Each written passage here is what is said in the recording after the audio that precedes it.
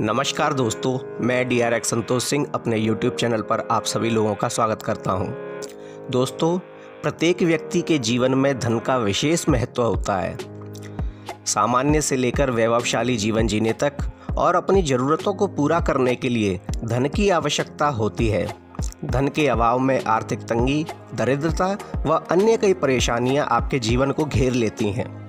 वास्तुशास्त्र में बताया गया है कि घर में वास्तु दोष होने पर परिवार की तरक्की में रुकावटें आती हैं और धन में भी नहीं टिकता।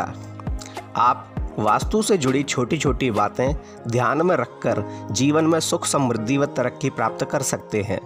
तो चलिए जानते हैं वास्तु के आसान से उपाय कि जिन्हें करने से आपका घर धन धान्य से भर जाएगा। कौन से हैं वे उपाय? वीडियो शुरू करने से पहले कमेंट में एक बार जय श्री राम, जय गुरुदेव अवश्य लिख दीजिए। तो दोस्तों, शुरू करते हैं उन आसान से उपायों को जिन्हें करने से आपके जीवन की समस्त परेशानियां समाप्त हो जाएंगी।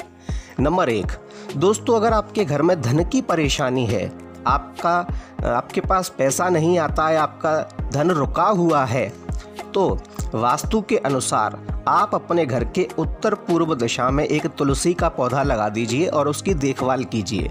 दोस्तों, तुलसी का पौधा धन के लिए बहुत विशेष महत्व रखता है। वास्तुशास्त्र के अनुसार जिस घर में उत्तर पूर्व दिशा में तुलसी का पौधा होता है, उस घर में धन लाभ अवश्य होता है। उस घर में धन से संबंधित समस्याएं समाप्त होने लगती हैं।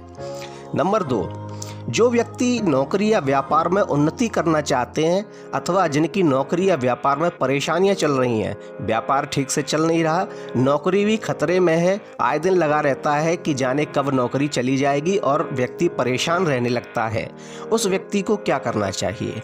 दोस्तों, उस व्यक्ति को अपने घर के ईशान कोण पर ध्यान देना चाहिए। उसे अपने घर के ईशान कोण को साफ रखना चाहिए। जब व्यक्ति अपने घर के ईशान कोण को साफ रखने लगेगा तो उसकी नौकरी में भी उन्नति होगी और अगर वह व्यक्ति व्यापार करता है तो उसका व्यापार भी दूने तीने या ये कहें चौगुने तरीके से चलने लगेगा। ग्राहकों की कभी कमी नहीं होगी। नंबर 3, अगर व्यक्ति की बेवजह धन में बर्बादी होती है, उसके घर का धन बेवजह ही बर्बाद होने लगता है, उल्टे सीधे कामों में धन चला जाता है, धन आता है तो कभी बीमारियों में चला जाता है, कभी किसी काम में, कभी किसी काम में, लेकिन जो काम वह सोचता है उस काम में उसका धन नहीं लग पाता है, धन की बर्बादी ही बर्बादी होती है, तो उस व्यक्ति को अपने घर के नल और टंकियों को अवश्य ही जांचना चाहिए। दोस्तों, अगर आपके घर की नल व टंकियां में बेवजह पानी बहता है तो वास्तुशास्त्र के अनुसार यह धन हानि करवाता है। इसलिए आप इस बात पर ध्यान दीजिए कि आपके घर के नल अथवा टंकियों से बेवजह पानी तो नहीं बहता। अगर ऐसा होता है तो आप उसे ठीक करवा लीजिए।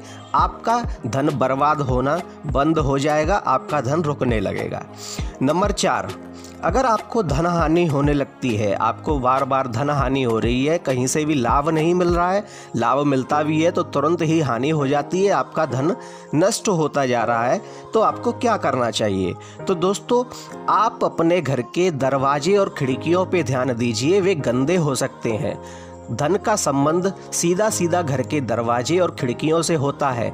अगर आपके घर के दरवाजे और खिड़कियां गंदे हैं तो आपको धन हानि होगी ही होगी। वास्तुशास्त्र कहता है कि आप अपने घर के दरवाजे और खिड़कियों को साफ रखिए, स्वच्छ रखिए, इससे आपकी धन हानि समाप्त हो जाएगी और आपको धन लाभ होने लगेगा।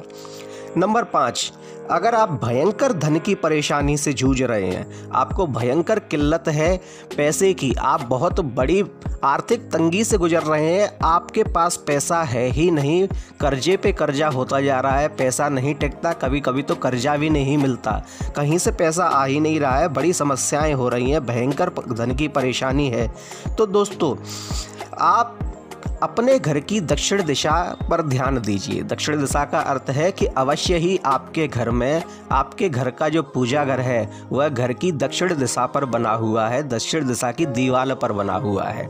तो दोस्तों, आप अपने घर के मंदिर को वहां से उठाकर चेंज कर दीजिए। कभी भी घर के पूजा घर को घर की दक्षिण दिशा की दीवार पर नहीं होना चाहिए। संभव हो सके तो यह ईशान कोण में, पूर्व में अथवा उत्तर में होना चाहिए, परंतु दक्षिण दिशा में नहीं होना चाहिए, अन्यथा आपको भयंकर धन की परेशानियों का सामना करना पड़ेगा। दोस्तों नंबर 6, अगर आपके घर में शोक, रोग, दुख इत्यादि आपको व्याप रहे हैं, एक व्यक्ति ठीक होता है तो दूसरा व्यक्ति बीमार हो जाता है, बड़े ही दुख आ रहे हैं, चारों तरफ से कहीं ना कहीं से दुख भरी खबरें आ रही हैं, अथवा आपके घर में शोक छाया हुआ है, तो आपको क्या करना चाहिए? तब दोस्तों घर का मुखिया घर के मुख्य द्वार पर एक स्वास्तिक बना दे। यह स्वास्तिक 9 अंगुल ऊंचा यानी लंबाई लिए हुए और 9 अंगुल ही चौड़ा होना चाहिए। इस स्वास्तिक का निर्माण आपको सिंदूर से करना है। जब आप यह स्वास्तिक अपने घर के मुख्य द्वार पर बना देंगे तो आपके घर से शोक, रोग और दुख अपने आप ही चले जाएंगे। दोस्तों वास्तुशास्त्र के अनुसार जिस घर के दरवाजे पर 9 अंगुल लंबा और 9 अंगुल चौड़ा स्वास्तिक बना हुआ होता है, उस घर से रोग और दुख शोक सहित वहां से बाहर निकल जाते हैं, वह घर खुशहाल होने लगता है। नंबर 7, दोस्तों अगर आपके पास आपका खाली प्लॉट बना हुआ है परंतु मकान नहीं बन पा रहा है, उसमें आप चाहते हुए भी काम नहीं करवा पा रहे हैं, जब भी आप सोचते हैं काम करवाने की तो धन समाप्त हो जाता है या कोई ना कोई अड़ंगा बीच में आ ही जाता है, तब आपको क्या करना चाहिए? अगर आप अपने प्लॉट में मकान बनवाना चाहते हैं तो वास्तुशास्त्र के अनुसार पुष्य नक्षत्र किसी भी दिन पुष्य नक्षत्र हो तो पुष्य नक्षत्र में एक अनार का पौधा आप उस खाली प्लॉट में लगा दीजिए। आपके मकान बनने के योग बनने लगेंगे और शीघ्र ही आपका मकान बन जाएगा, जिससे आपकी मकान की समस्या समाप्त हो जाएगी। नंबर 8, अगर घर में वास्तु दोष किसी ने आपको बताया है कि आपके घर में वास्तु दोष है और आप अनेक प्रकार की समस्याओं से जूझ रहे हैं, तो क्या करना चाहिए? क्या घर में तोड़फोड़ करवानी चाहिए? नहीं दोस्तों, वास्तुशास्त्र यह नहीं कहता कि आप अपने घर में तोड़फोड़ करवाइए। वास्तुशास्त्र में अनेक ऐसे उपाय हैं जो आपको बिना तोड़फोड़ किए ही आपके घर के वास्तु दोष को समाप्त कर सकती हैं।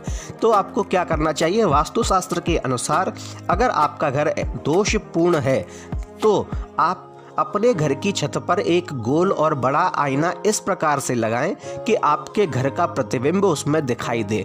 अगर आप इस प्रकार से लगाते हैं तो आपके घर का वास्तु दोष समाप्त हो जाएगा। दोस्तों आपको हमारा वीडियो कैसा लगा कृपया हमें कमेंट में बताएं। इस वीडियो को लाइक करें, शेयर करें और कमेंट में जय श्री राम, जय गुरुदेव अवश्य लिखिए और साथ ही हमारे चैनल को सब्सक्राइब कीजिए। धन्यवाद। जय सिया राम।